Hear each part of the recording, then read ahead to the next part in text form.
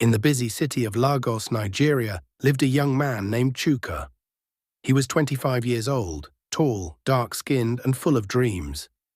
Chuka had just finished university and was searching for a job. He came from a humble home.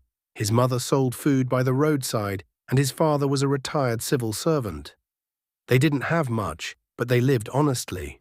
Every day, Chuka walked the hot streets of Lagos with his brown file, moving from office to office, hoping someone would offer him a job. But after 6 months of searching, he got nothing but rejection. His shoes were worn out, and he had only 2 shirts left that still looked neat. One evening, as he sat on a bench in front of a shop, sweating and tired, an old schoolmate named Desmond pulled up in a shiny black Mercedes-Benz. Desmond jumped out, wearing gold chains, designer clothes, and expensive perfume. He looked like someone who had made it big.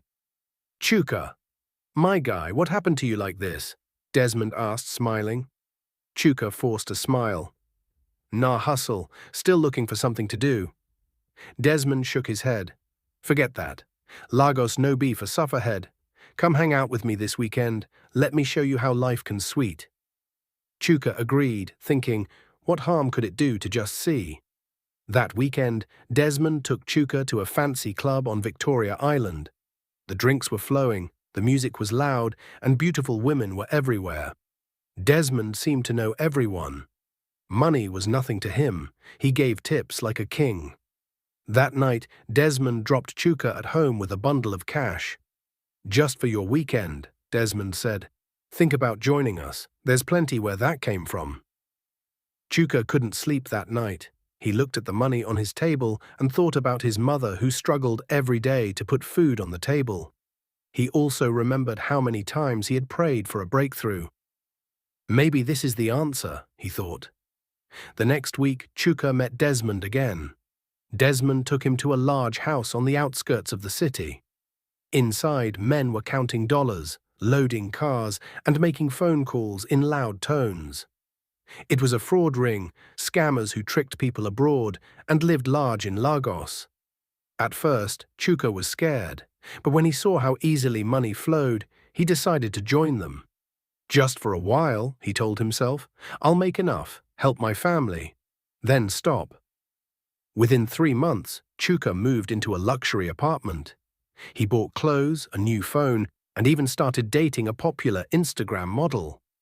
His old friends were shocked by his sudden change. He told them he had gotten a big job in a tech company.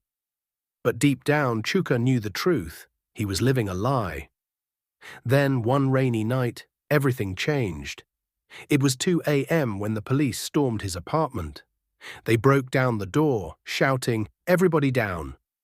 Chuka was arrested along with 2 others. Laptops, phones, and bundles of foreign currency were seized. His face was all over the news the next morning. Young internet fraudster arrested in Lekki. His mother fainted when she saw the headline. His father sat in silence, too ashamed to speak. In prison, Chuka had time to think. No visitors came. His girlfriend stopped picking his calls. Even Desmond disappeared.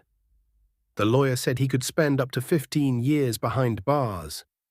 Chuka cried every night in his cold cell, thinking about how one choice had destroyed his life.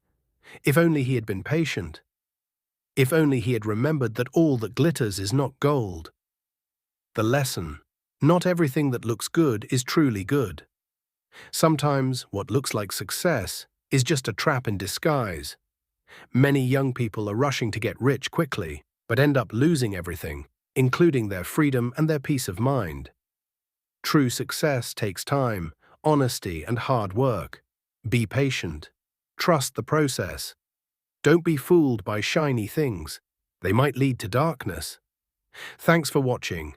If you learned something from this story, please like, share, and subscribe to our channel for more inspiring and eye-opening African stories. See you in the next one.